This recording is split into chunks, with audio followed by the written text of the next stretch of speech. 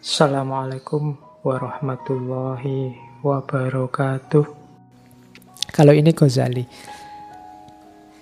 Karakternya khauf itu ada yang tobi'ah, wahmiyah, ibadah, syirik, maksiat. Tobi'ah itu alami, yang tadi yang manusiawi tadi boleh. Yang sehat, yang rasional itu tobi'ah. Ada takut yang wahmiyah. Wahmiyah itu ketakutan yang tidak rasional.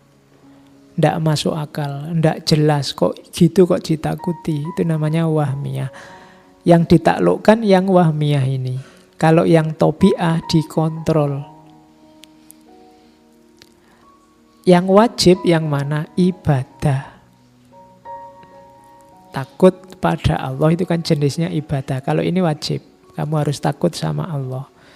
Ketakutan di bawahnya yang tobi'ah, kontrollah jangan sampai nabrak ketakutanmu pada Allah. Kalau masih ada ketakutan yang wahmiyah, taklukkanlah. Jangan sampai kamu takut yang tidak jelas. Yang sama sekali jangan syirik. Takut tadi yang harusnya pada Allah, kamu tempelkan pada yang bukan Allah. Nah ini tidak boleh. Jadi ini takut yang punya konotasi sampai kamu menyerah mempertuhankan. Itu yang tidak boleh. Kalau tobi'ah masih boleh. Malam-malam gelap-gelap, wah saya tidak berani masuk kamar sana. Ngeri kalau di sana itu sebenarnya natural alami. Kamu tidak usah jawab, gitu aja kok takut-takut itu ya sama Allah. Ya, tidak begitu. Ya, ayo mas maju pidato. Waduh gemeteran ya aku takut. Katanya beriman, ya takut itu sama Allah. Ya tidak begitu, itu tobi'ah, tidak apa-apa. Wajar, dikontrol saja. Yang tidak boleh itu takut yang kemudian yang ditakuti jadi objek kayak Allah disembah, ditaati 100%. Itu namanya jenis khauf yang jadi syirik. Atau maksiat, ketakutan yang melahirkan maksiat itu tidak boleh. Menyebabkan melakukan sesuatu yang diharamkan. Waduh aku takut ya tidur sendirian, berdua yuk. Itu tidak boleh. Kan alami Pak, dasarnya ketakutan, tidak boleh. Melahirkan maksiat. Oke. Itu macam-macamnya khauf. Kalau katanya Ghazali, dasarnya khauf itu makrifat. Tidak mungkin khauf itu dipaksa. Saya tak takut, padahal nggak takut, itu nggak bisa. Untuk bisa ketakutan pada Allah itu muncul, harus kenal siapa Allah, siapa dirimu. Otomatis kamu akan takut, kamu akan gentar di hadapan Allah. Orang yang masih berani sama Allah, mungkin dia ngerti Allah itu siapa, tapi dia tidak makrifat pada Allah. Jadi tidak kenal. Beda kan kenal sama ngerti itu. Dia tidak sadar siapa Allah itu sehingga dia tidak takut sama Allah. Maka tahu dan sadar tentang Allah, makrifat tentang Allah itu jadi dasarnya khauf. Kenali dirimu, kenali Allah, maka otomatis kamu akan takut sama Allah. Manusia yang paling takut pada Allah bisa dijamin dialah yang kenal dirinya dan kenal Allah. Makanya yahsyallahu min ibadihil ulama. Hanya orang-orang berilmu yang bisa takut sama Allah. Karena ketakutan itu tidak bisa dimanipulasi. Kalau kepatuhan bisa. Kamu paksa-paksakan untuk sholat, kamu paksa-paksakan puasa bisa. Tapi dipaksa takut tidak bisa. Kalau dasari tidak takut. Untuk bisa takut, katanya Ghazali, jalurnya adalah makrifat.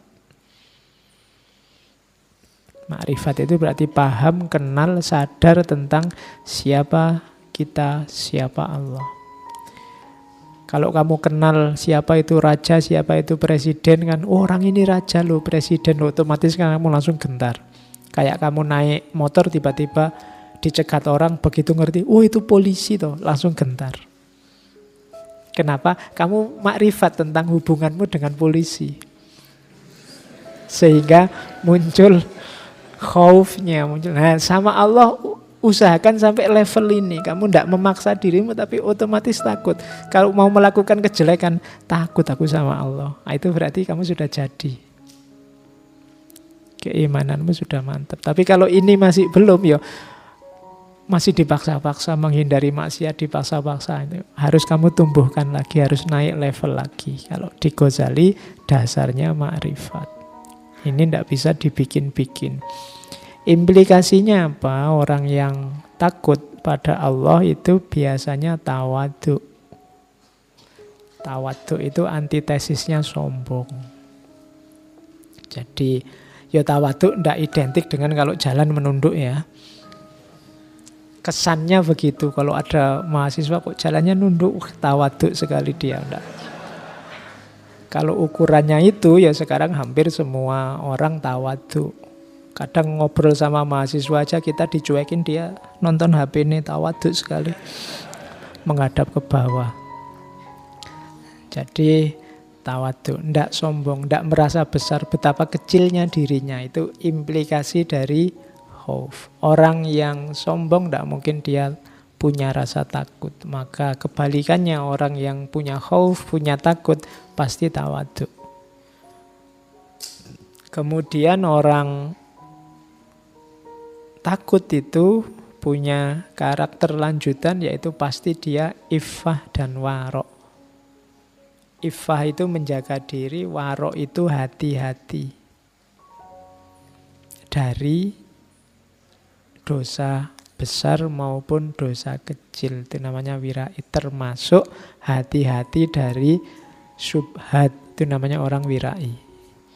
Oh, ini tidak jelas ya, halal apa haram. Sudahlah, dipending nanti dulu aja, ditinggal dulu. Itu namanya syubhat.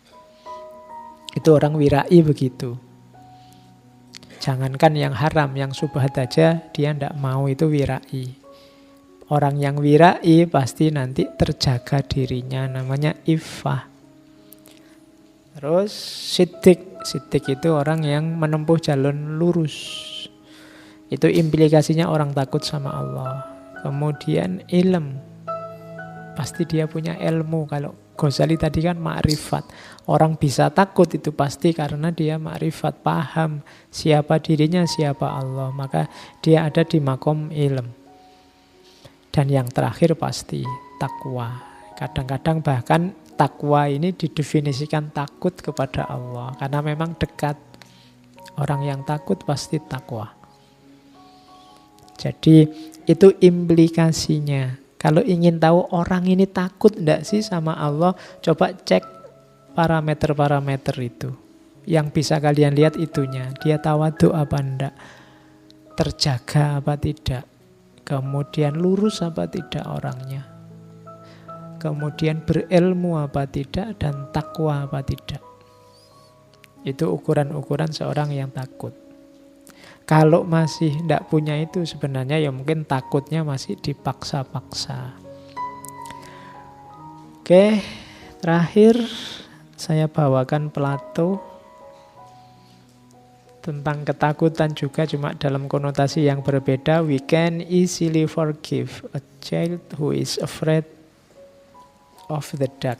Kita bisa memaafkan dengan mudah anak-anak yang takut kegelapan. Tragedi yang sebenarnya dalam hidup adalah ketika orang dewasa takut dengan cahaya.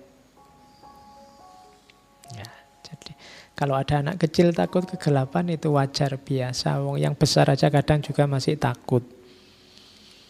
Yang mengenaskan, yang ironis, yang tragis itu kalau ada orang sudah dewasa, akalnya lengkap, segala perangkat intelijensinya utuh, tapi dia takut dengan cahaya, dia takut dengan kebenaran, dia takut dengan kebaikan.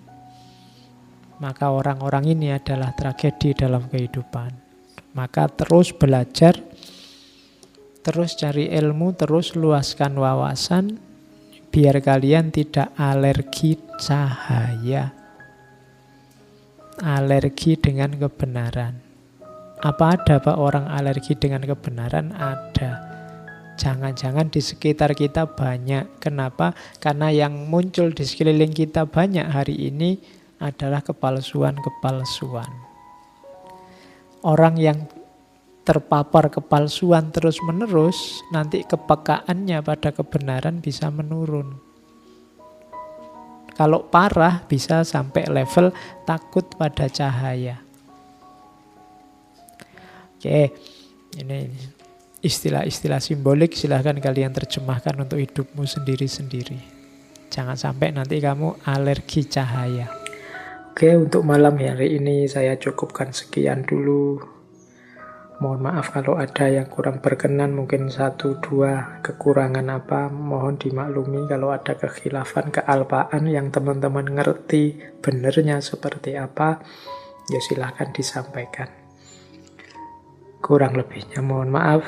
Wallahul muwaffiq, wallahu a'lam bissawab. Wassalamualaikum warahmatullahi wabarakatuh.